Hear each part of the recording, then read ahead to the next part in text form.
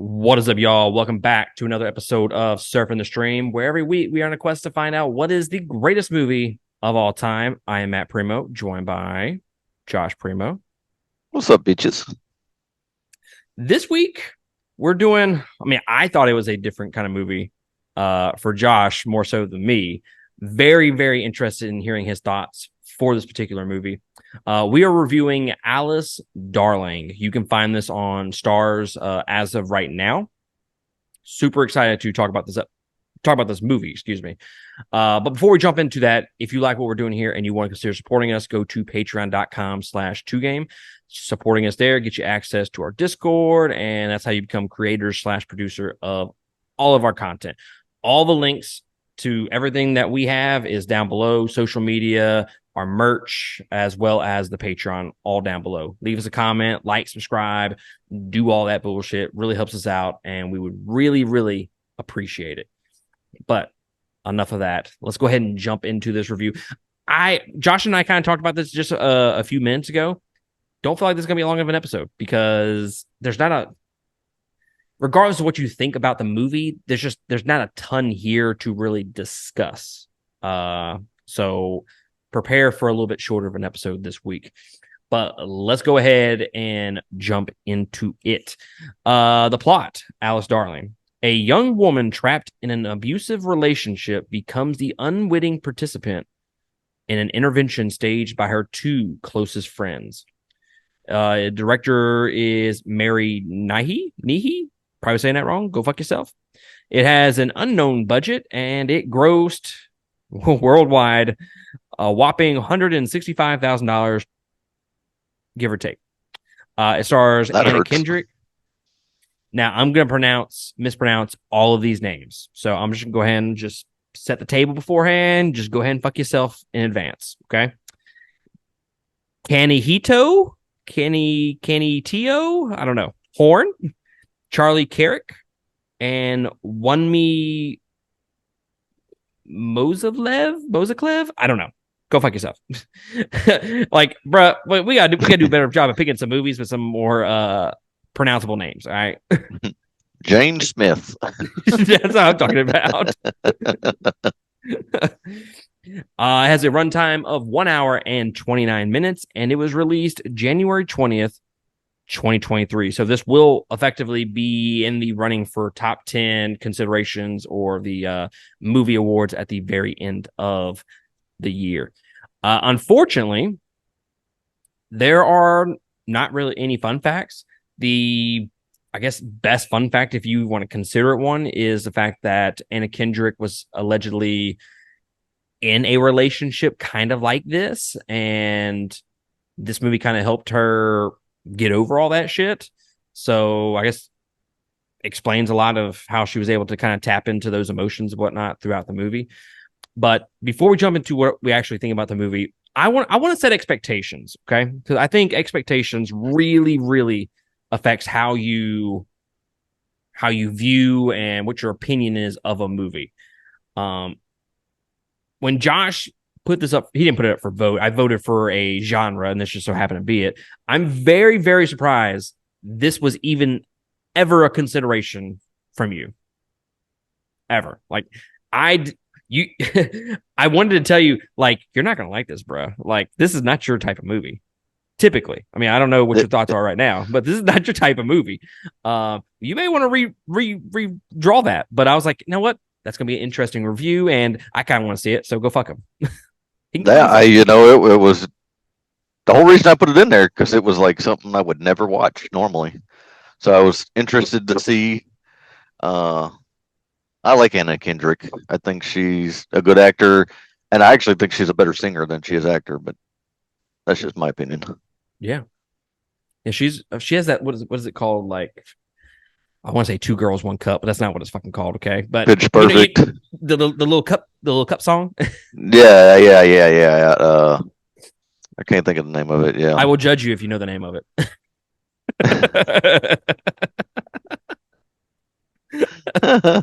Here, Dick. So, what were your expectations going into this movie? I was mixed, man. I was like, this is not really my kind of movie, but it is. It's getting higher reviews than what I would have expected since I've never heard of it. So I actually came into this movie pretty open-minded, considering the type of movie it is versus what I typically watch. Mm-hmm. Uh, I kind of expected I expected a more like slow, methodical style of movie. I knew it wasn't going to be some extravagant, suspenseful thriller or anything like that. I mean, I knew that. I expected some good acting, but if you read some of the plots descriptions on like IMDb or Letterbox or whatever, it talks about like this vengeful boyfriend and this like explosive finale, and I'm like, the fuck is going to happen in the finale, man? All right, I'm down for it. So I kind of expected like some type of like crazy ending, and eh, I wouldn't go so far as saying it's crazy whatsoever. It kind of just fits more in line with the rest of the movie. But Yeah, let's go ahead and jump into it, sir. Tell me how much you dislike this movie. I don't hate it. I don't hate it. I All think right. overall it is a good film. It is not a film I would usually watch, or would I watch this again? No.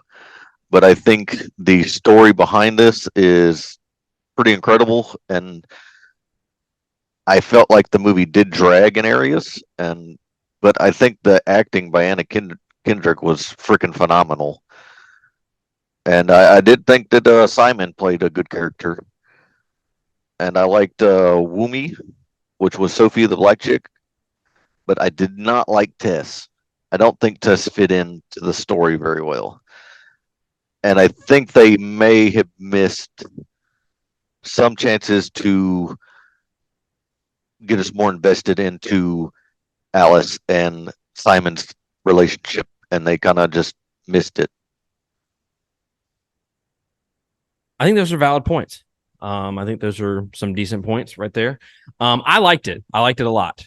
Uh, this has been my watch list for a very long time. I saw it. I think it was on Amazon Prime at one point before it went to Stars, or maybe I was on your Amazon Prime and I just saw it there because it was on Stars or whatever. I don't know, but it's been on my watch list for a long time, and I was like, ooh, Anna Kendrick in kind of a more drama character style movie with abuse and whatnot. I was like, there can be a lot of emotions there. It could be some great acting. Super interested in that, and it's just it's just one of those movies like you'll want to watch it, but when you get ready time to watch it, it's kind of like I'll go watch something else. It's kind of like it's always been that for me throughout the course of the year.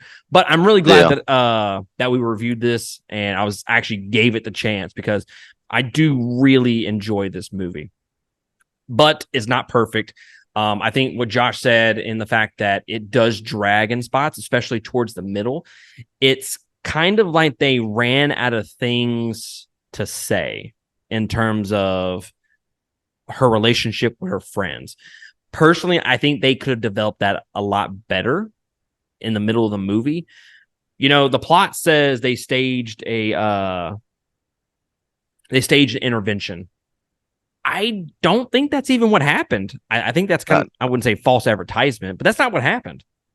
no, it was no. I don't believe so. I think it was more of They just fucking found she. out when they were at the when they were at the cottage. Yeah, she hit her breaking point and she broke down to them, and I think that was it. But even then, it's not like they sat there and said, "Hey, you're not gonna fucking go back to him" or anything like that. It's just like they kind of just sat there and let her vent and cry and be emotional about it. And so I don't know. I wouldn't call it an intervention per se myself. I I would like to know why is it the last like 5 movies we've reviewed had so much time spent watching people run and walk. Fucking no, man. We go. I'm telling you, it's like 5 in a row, man. There was a good bit of one. I didn't pick up on that until you said something. Like, guys, can we go like swimming or something? Can we change up a little bit? Can we do a jump rope contest? I mean, give me something better. Jump rope contest. So yeah, I really enjoyed it, but like Josh said, I just think they missed the mark on some things. But Anna Kendrick put on a hell of a performance. As far as Tess and Sophie, excuse me. Um, I didn't. I thought some of the stuff in the movie was a little weird. I thought the whole thing about the missing girl was weird. I don't know how that really played into the overall story. Um, I didn't unless you're either. unless you're trying to connect with her being lost and Anna Kendrick trying to find someone like Anna Kendrick is also lost, so she kind of relates to it. I don't know. I don't know if that's like the connection that they were trying to make there. That's the only thing that I What can was think of. what was the connection with so much time spent on the damn lipstick? I yeah, I, yeah, I don't really know. I don't really know. They they didn't really explain that very well in the movie. I guess she was thinking that it was the missing girls lipstick or chapstick or whatever you want to call it. Um, and I don't know if that means like she found herself. Like it's just it's symbolic for that. It's weird. I don't 100% know why they decided to go that route for this movie. I think they should have explored more of controlling aspects of this boyfriend. I mean, really, all we learn from the boyfriend are flashback sequences, and while they did portray a lot of what was going on, I think it could have dove deeper into it. I agree.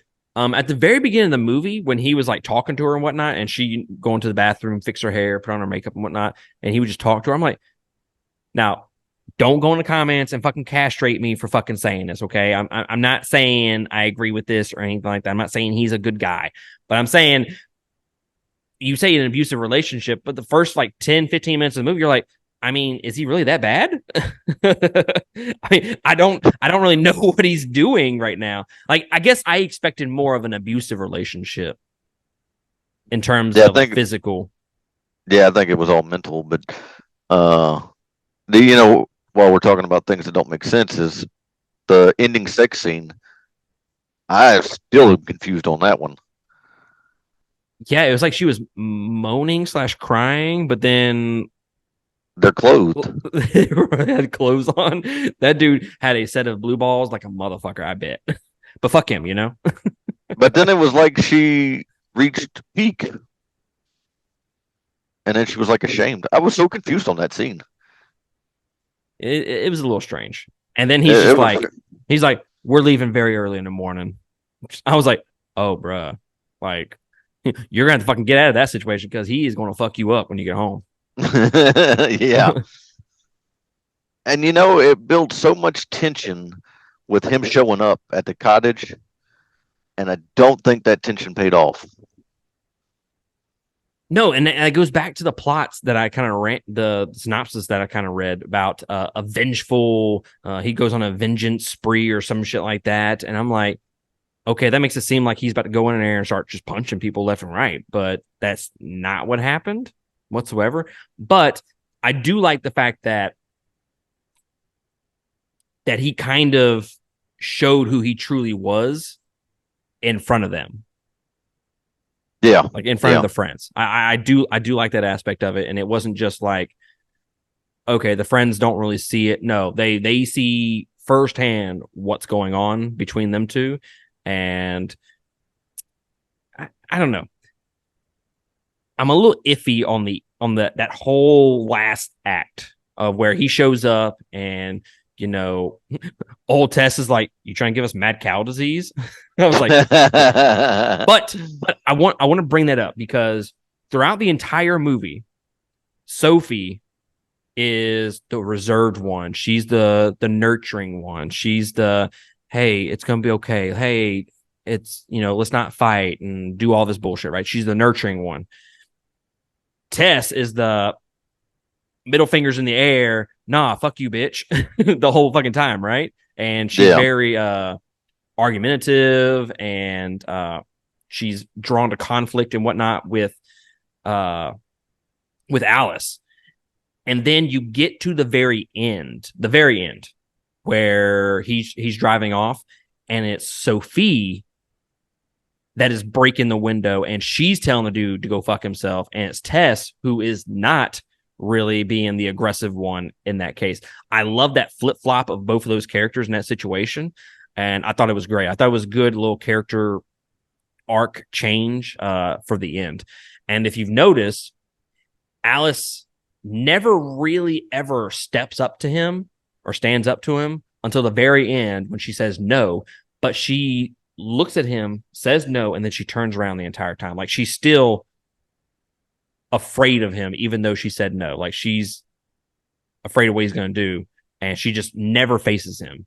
While you have the two friends who are finally taking up for her and whatnot. So, would I have preferred them to be a little bit more, I guess, passive aggressive and whatnot a little bit before that? Sure. But I do think the ending is good. It could have been better, I think. I can't argue with none of that, man. I think that's a valid point. So, I did enjoy the flipping of the characters, the arch there, but I don't know. It felt like we got robbed on the ending. It didn't feel like it was what it should have It, been. it felt like there's no climax. Shout out. I'm not even touching that one. It felt like he was just like, fuck this shit. And he just drove off. I'm like, is that it? But would that be the personality? I don't think it would be. I think he would manipulate her against her friends more. But if you also think about it, people like that, guys like that, who try to dominate girls, females, whatever. They do it out of a place of like insecurity and whatnot, and they're kind of just weak in general, and they try to do that to make themselves feel more powerful. Well, as soon as everybody steps up to him, he kind of cowers and he's just like, nah, fuck this, and he just drives off like a little bitch. So I guess Yeah, if you look at it from that perspective, it kind of is what an ending should be, not necessarily what we wanted it to be. I mean that's valid. I mean we beat people like that all the time they'll flap their mouth, and then you stand up to them and be like, hey man, check your shit, and they're like, oh, this guy is not gonna sit there and listen to my bullshit. He's not one to be trifled with. This guy said, don't mushroom me.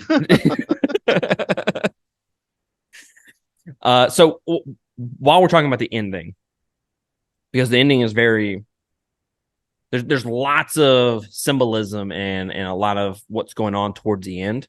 Like when she goes underneath the water and then she rises, it's kind of like that's the changing of the guard. That's like her kind of cleansing herself of the abuse and that part of her life and whatnot. But with that being said, they drive off, right? They leave the two friends there. They drive down the road. How the fuck did Sophie grab that maul and get down the fucking road that fucking quick? Yeah, I felt like I don't know. I mean, they had to pause because of all the bicyclists riding. But she wasn't short of breath or nothing like that. I mean, Dude, she fucking hauled ass. she did. I felt like that could have probably have been played out toward closer to the house, like getting in the car to get ready to leave. Yes. I think that would have made more sense. So I do love how they kind of played with your expectations in that moment. Because when she gets in the car, you're like, oh fuck, dude, they're gonna go back to the apartment or whatever, and he is legitimately he's gonna fucking kill this girl. And maybe the friends show up and protect him. And that's where I was thinking like the vengeful kind of ending of the movie was going to happen. That's what I was thinking anyways. And then she breaks the window and you're like, oh, fuck, man. All right. So I do like how they kind of played with your expectations with that particular scene. But I felt like I should have hated Simon 10 times more than I should have. Than they made the character to be. I should have. We should have hated this guy. I felt like they were like, we're going to tackle this issue that nobody tackles, but we're just going to graze it. I mean, why not full force into it and be like, F that guy. It was subtle. A lot of the signs are very subtle in terms of what an abusive relationship is. So I will agree with that. I think we should have got a little bit more. That kind of. I mean, let's not beat around the bush here. The dude was a fucking dick in the movie, and he's not a fucking good guy at all. Okay, but we need. And Josh has never seen Game of Thrones. We need to hate him like Joffrey. We need to hate him like some of the best villains ever in like TV or movies.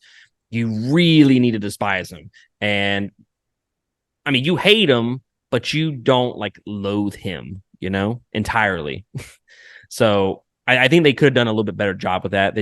It was more subtle signs of that abusive relationship, and it not really through what he is or isn't doing at that point. You're looking more. I guess what I'm trying to say is it's not really showing how he's abusing her. It's more of how the abuse has affected her and what her mental state is and what she has gone through more so than anything. And maybe that's what they're touching on with this movie is how that abuse relates to her or how she's dealing with it, not necessarily what the abuse is. Does that make sense? I got you. I got you. Let's see here. I mean, it's a deep movie, so I think there's definitely interpretation differences between. I think it'd be a totally different review if we had a female in here reviewing it with us. Yeah, I thought about doing that after we watched it, but I was like, the scheduling is going to be fucked up there. So I think this definitely deserved a female voice in the review. I think it would. I think it'd bring it full circle. I really would. Mm-hmm. Because I guarantee you, they would have better insights on the type of guy like that. Because I'm sure every girl's come across that guy when they're dating. Hey, guys are dicks. Plain and simple. I mean, one last thing that I want to kind of touch on, and that is shout out. it's the portion of the movie where I think Anna Kendrick really fucking knocks it out of the park, and that's the moment she loses the earrings in the water, and she legitimately, no pun intended, goes off the deep end. Yeah, I had to say that's probably the most powerful scene when you mentioned that, I think it was. Yeah, because she starts freaking out because she knows he's not going to be happy about it. And I mean, he's already pissed off that she's away and at this cottage without, lying and not telling him about it. Now she's lost his earrings. So she's freaking the fuck out. She's freaking out on Tess. And then she gets back to the shore and she's breathing fast. She's panicking. She's just riddled with anxiety. And you can tell a lot of different emotions in that scene. Sadness. There's pain. There's anxiety. Just so many different emotions that are coming from Anna Kendrick in this one scene. And I think personally, out of the movies that I have seen, I think this is some of the best acting that she has ever done, bar none. Like I don't think it's even close. But in terms of like scenes that we have watched and reviewed on this podcast, I would put that scene up there with any of the other powerful scenes that we've seen or reviewed. I thought the acting was very, very, very well done in those scenes, and you would just feel the emotion coming off her. And that's what makes a good actor. I've said it before. The acting is not necessarily what they're saying; it's what they're doing or showing you. And she did all those in that one particular scene. I'm trying to think of what movie we had talked about that there was so much acting in that one scene with no lines being said. I can't remember what show that was, and I felt like it was Sopranos. I felt like it was one of the episodes of Sopranos, It probably but I'm not was. sure. because we were like, for nobody to have said nothing, that was a hell of a scene. Mm-hmm. So I agree with you on that.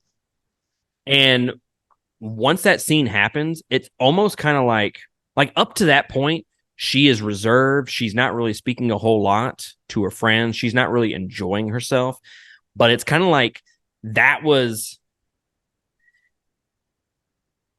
like if you're watching this and you just think, you've ever had like those moments where you're just so fucking frustrated and I don't know, you cry or you fucking scream or something. You let out some emotion and then that's how you feel better afterwards. It's kind of like that in movie form. And she did a hell of a job because she's reserved, she's not talking, and she's kind of fighting with Tess the entire time. And as soon as that happens, it's almost kind of like she feels free from it in a way. And that's Yeah. kind of when her character starts improving over the course of the back half of the movie is after that scene. And as soon as he shows back up, it's like she goes whoop right back down to fucking gutter.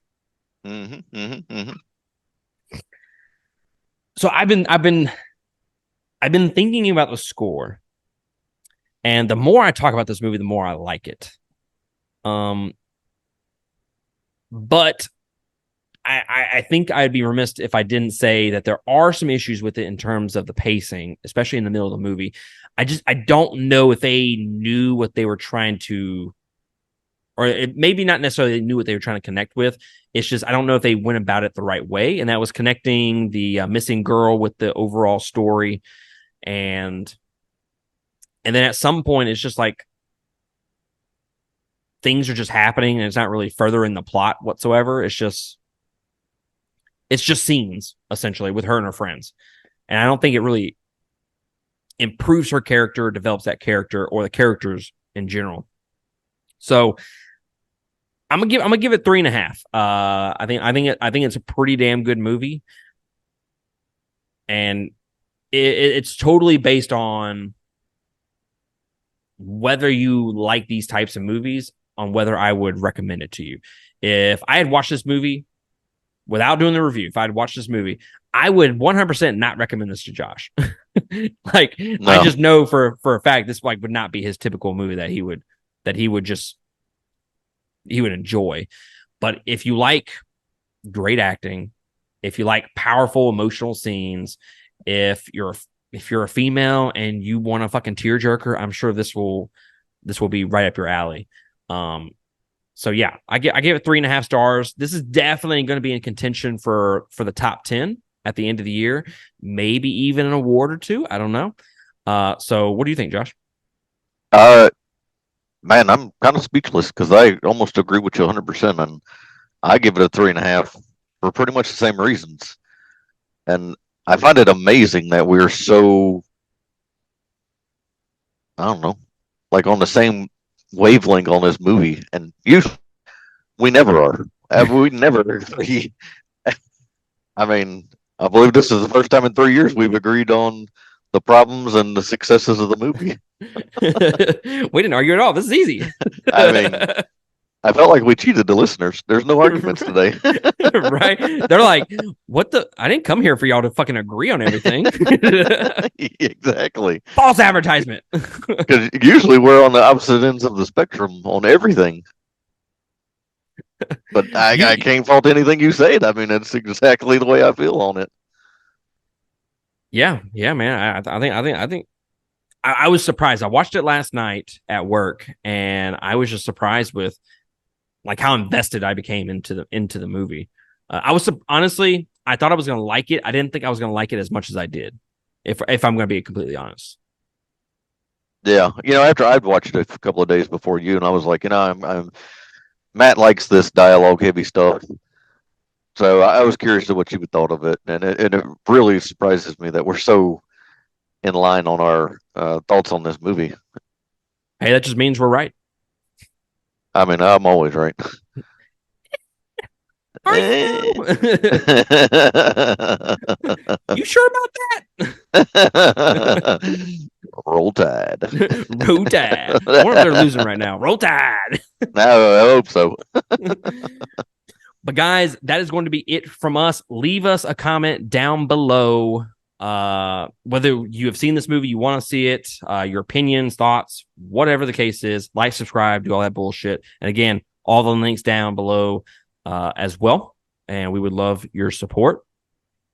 And next week, we are reviewing The Drop with Tom Hardy and James Gandolfini. I swear to God, this is a sequel to The Sopranos. If I'm going based off what the trailer is, this is a sequel to The Sopranos. And you can bet your ass we are going to be talking about that for that review. So I'm pretty excited about this movie. Been wanting to watch it for a long time. I hadn't watched the trailer yet, but I'm gonna watch it before I watch the movie, though, for sure.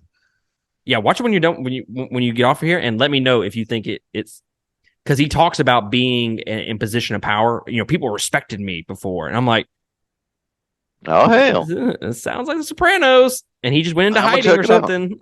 Hell, maybe it was his family got killed. I don't know. Little plot twist. Plot twist. Oh.